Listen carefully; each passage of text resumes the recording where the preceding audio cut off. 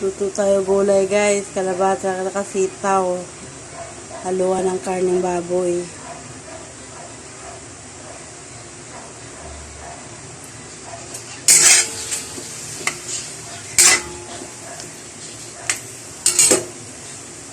Morning mga lods.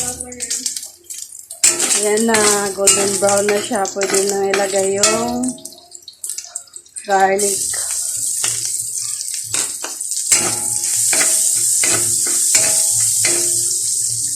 Next, onion.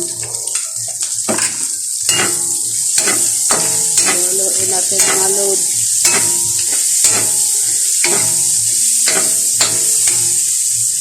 Ayan na mga lods, nilagay na yung gulay.